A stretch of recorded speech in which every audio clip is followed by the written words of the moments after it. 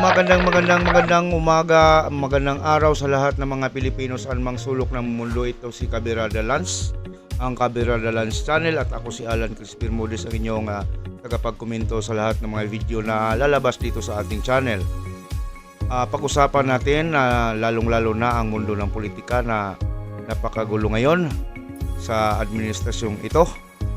At komentuhan natin ngayon, araw na ito, itong video na ito ay ang tungkol sa pananawagan ng itong hindi kilalang congressman. At ngayon ko lang ito nakilala dahil nagsalita siya.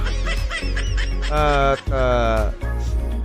sabi niya ay mag-step down daw si BP Sara dahil hindi dumalo at ini-snap ang kanilang mga ginagawang hearing tungkol sa budget ng OBP. At ito, pakinggan natin itong congressman o ang kanyang mga kasamahan dyan na mga descendants ni Tamburirok o ni Tambolilong o Tambaloslo, anong tawag dyan sa malaking buhaya dyan sa House of Representatives. Pakinggan natin, pakinggi, hindi to na. Okay, yan. Naghintay po yung miyembro ng House of Representatives for the Vice President to appear before the plenary and help the sponsor to answer the questions. So there are photos and even videos circulating that on the Monday morning. Ay, nako, naghintay pala sila.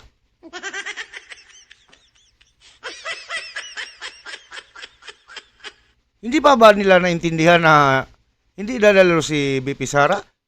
Ilang beses na bang sinabi ni Vice President na kayo na ang bahala kung bigyan nyo yan ng budget o hindi? Bakit nag-set pa kayo ng hearing? Bakit nag-set kayo na? Alam naman ninyo na hindi talaga darating si Sara Duterte. Ha? May plano talaga kayo, no? O, ngayon, nang hindi dumalo si BP Sara, lumabas sa bibig mo na mag-step down. At yun talaga ang plano nyo na tanggalin pagka-vice presidente si Sara Duterte. Ginawa nyo ang hearing, bigyan nyo siya ng mga question na makapagbigay sa kanya ng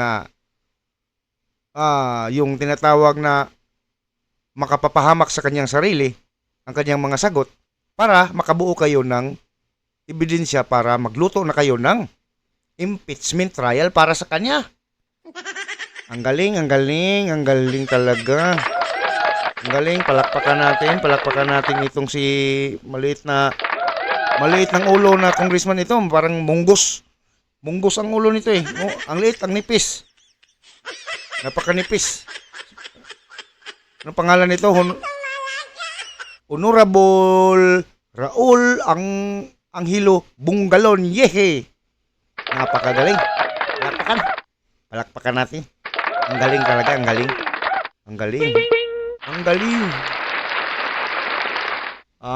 See? Padayon ta. Nandun po siya sa isang beach in Camarines Norte. Sa amin po yun, sa Bicol region. So maganda kasi na-promote pa po yung Calaguas Beach. In other words, kaya pala Bicol, taga Bicol pala ito. Di ba? Taga saan ba itong yung balalay ni Tambalilong? Yung dalawa lang sila ang nagmamanage sa budget ng Pilipinas. Ano ba pangalan nun? Ibig sabihin po nito, wala ho talagang intensyon na dumalo dito po sa pagdinig sa plenaryo upang i-sponsor at i-defend ang budget po ng OVP. Sir, halata naman sir na hindi talaga siya dadalo. 'Di ba? Dahil alam niya na babalatan niyo siya ng buhay, 'di ba? Sabi niya, babalatan niyo ng buhay. Bakit pinipilit niyo padaluhin ng hearing niyan si Sara? Huwag na kayo mag-hearing. Kung anong desisyon niyo, kung hindi niyo bigyan ng budget ang OBP, kayo lang bahala. 'Di ba? Akala ko matatalino itong mga kongresista na ito. Ibig sabihin, dahil ayaw niya wala na siyang pakialam kung anong gawin niyo sa budget. Eh, ano pang saysay ang pagpunta niya dyan? Ha? Nako talaga. Nako. Nako. Nako talaga. Oo. I'm sorry. Sorry, sige. Sapagkat kung meron po siyang intensyon, dapat Sunday man lang nandito na po siya sa Manila. O kaya naman, nakipag-communicate po siya sa office ni Congressman Adjong para magkaroon po ng briefing at i-prepare man lang at mapaghandaan po ng budget sponsor ang mga katanungan ni tatanong po sa OBP. So, pangalawa, consistent naman po yung Vice President natin. In Consistent nga eh. Meron bang consistent na hindi consistent? Ano ba yun? Ibig sabihin, dahil consistent, alam na consistent na ayaw dumalo, hindi dumalo, umaasa pa kayo. Ikaw nagsabi na consistent eh. Ikaw talaga, oo. Yeah. fairness to her, consistent in the sense na hindi po siya dumalo nung Committee on Appropriations Budget hearing, pati po dito sa plenary, hindi rin po dumalo. So kung ganyan Para ano pa? Para pagtatanungin ninyo ng anong yung budget na nung 2022 pa, 2023 na walang kinalaman sa 2025. Agoy talaga, oo. yan po, it shows that she's not interested with her duties and functions as the Vice President of the Philippines. Oy, hindi pangsyon ng Vice President ang kanyang hindi pagdalo dyan. Hindi siya magpapangsyon sa inyo.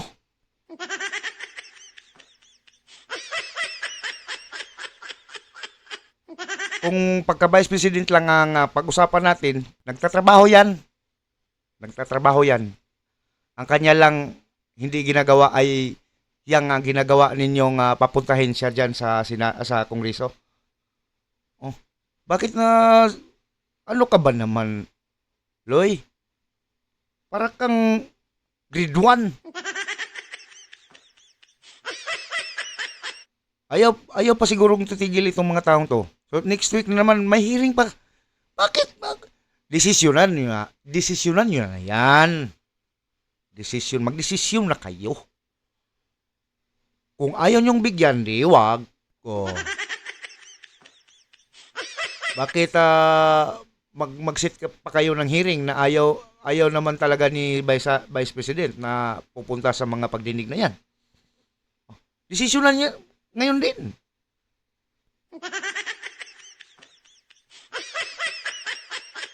Ito talaga itong taong ito. So kung ganyan po yung lumalabas, probably we can ask her to step down as the Vice President. Huy! Step down? Ang galing. Sino ang mag-step down? Ikaw? Ikaw ang pa-step down ni Vice President Sara?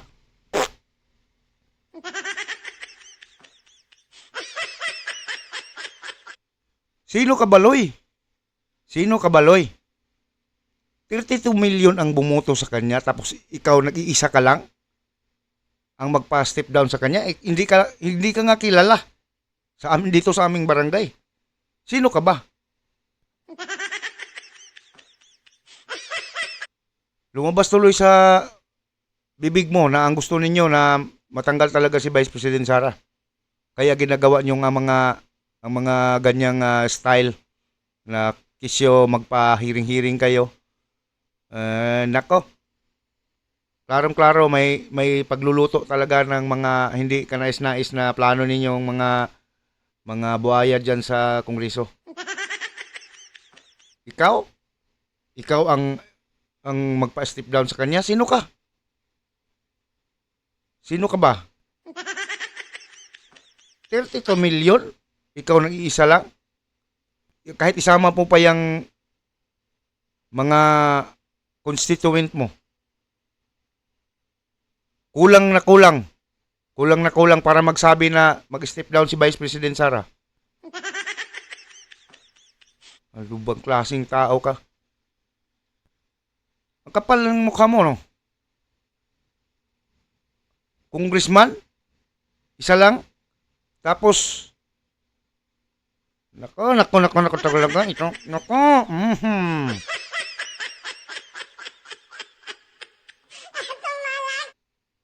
Kasi nakikita natin hindi naman po siya dumadalo sa mga pandinig dito po sa Kongreso. So, ano po ibig sabihin nito? Hindi na po siya Ang ibig sabihin, ayaw nila sa inyo. Hindi ibig sabihin na hindi na siya gusto maging vice-presidente. Gusto nga niya na tumulong sa mga tao araw-araw eh. Gusto niya nang maabot ang mga kasulok-sulukan ng ating bansa. Yun ang ibig sabihin, Loy. Ikaw talaga, Loy.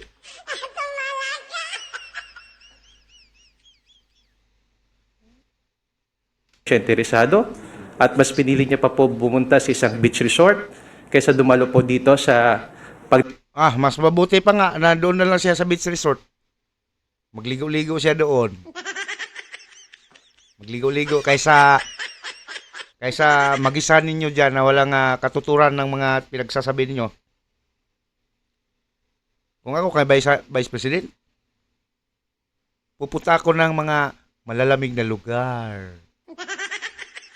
Kaysa pupunta dyan. Ano ba? Bakit ako pupunta dyan? Dalawa lang naman ang control ng budget, di ba? Sabi niya.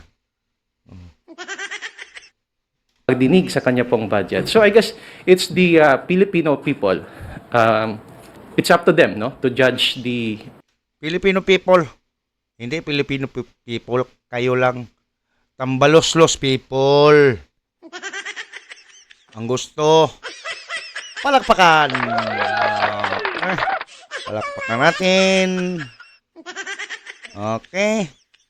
Hindi ang Filipino people ang gustong pustahan tayo kahit isurvey pa yan. Hindi Filipino people ang gustong nagtatanong dyan kasi kita ng mga Filipino people na kung sino ang mabuting tao, sinong mabuting politiko, sinong may malasakit sa mga Pilipino. Walang iba kung hindi si Sara Duterte lang. Kayo, ikaw, saan ka ba? Taga hain ka man long. Taga bukid ka. Saang sulok ka ba nanggaling? Vice President.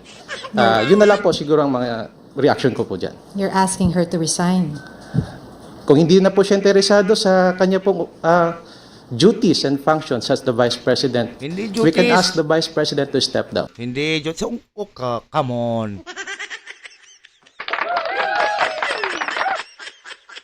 Who you? Who you? Hindi duty and responsibility. Duty and responsibility niyang dumalo dyan na pwedeng hindi na, oy. Ang advice ko kay Vice President, wag na siyang pumunta dyan eh. Kawawa siya. Alam na ang mga plano niyo, mga tangkag ng mga dalunggan niyo eh. Ito, magsasalita naman itong mga ibang descendants ni Tambaloloy.